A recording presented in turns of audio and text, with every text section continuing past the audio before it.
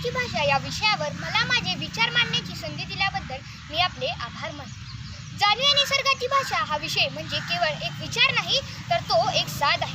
निसर्गाच्या शांत पण खोल आवाजाची. आपण माणूस म्हणून अनेक भाषा शिकतो, इंग्रजी, हिंदी, मराठी, फ्रेंच. पण निसर्गाची एक भाषा अशी आहे जी मनाने समजावी लागते, कानांनी नव्हे हृदयाने ऐकावे लागते, डोळ्यांनी नव्हे. निसर्ग म्हणजे आपल्या आयुष्याचा अविभाज्य भाग. तो केवळ झाडे, डोंगर, नद्या, पक्षी, प्राणी इतकंच नाही, तर तो एक जिवंत ग्रंथ आहे जो नेहमी काहीतरी शिकवतो. पण त्याची भाषा समजून घ्यायला आपल्याला मनाचं कान उघडावं लागतं. सूर्योदय आपल्याला नवा दिवस, नवी संधी देतो. पक्ष्यांचे किलबिलाट हे निसर्गाचे सुप्रभात आहे.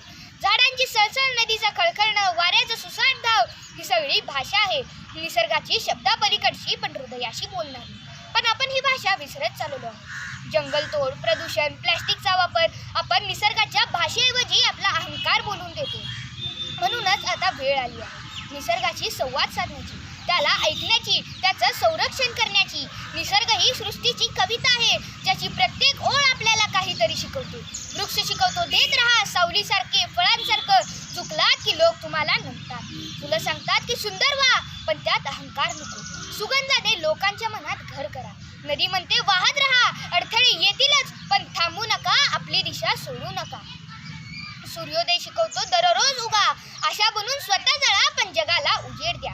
पानगळ सांगते गेली ती पाने म्हणजे शेवट नाही, नवं काही उमलायचं असतं, त्यासाठी जुनं गळून जावंच लागतं. पण ही भाषा समजायला आपल्याला शांत व्हावं लागतं. मोबाईल स्क्रीन, सोशल मीडियाच्या गोंगाटात निसर्गाची कुजबूज हरवते. निसर्ग ही आपली आई आहे, जी बोलत नाही पण समजावते. ती आपल्या लेकरांना न फटकावताही शिस्त लावते, कधी दुष्काळाने, कधी पुराने, कधी उन्हाने. तिच्या रागातही शिकवण आहे आणि प्रेमातही पालन आहे.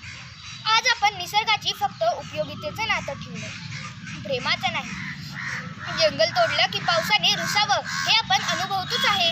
पाणी वाया गाठलं की नद्यांनी कोरडं पडावं, हे निसर्गाचं स्पष्ट उत्तर आहे. निसर्ग फक्त पर्यावरणशास्त्राचा विषय नाही, तर तो आपल्या अस्तित्वाचा पाया आहे. आपण जर त्याचं ऐकू शकलो नाही, तर एक दिवस तोही आपल्याशी मौनाने शिक्षा करेल. शेती, पाण्याचा तुटवडा, तापमान वाढ, जीवसृष्टीचं नामशेष होणं ही सगळी निसर्गाची ओरड आहे. आपण जर वेळेत ऐकलं तर ती पुन्हा शांत होईल. चला तर आज आपण सगळे ठरवू, निसर्गाशी केवळ तोंडी नाही तर मनाने संवाद साधू.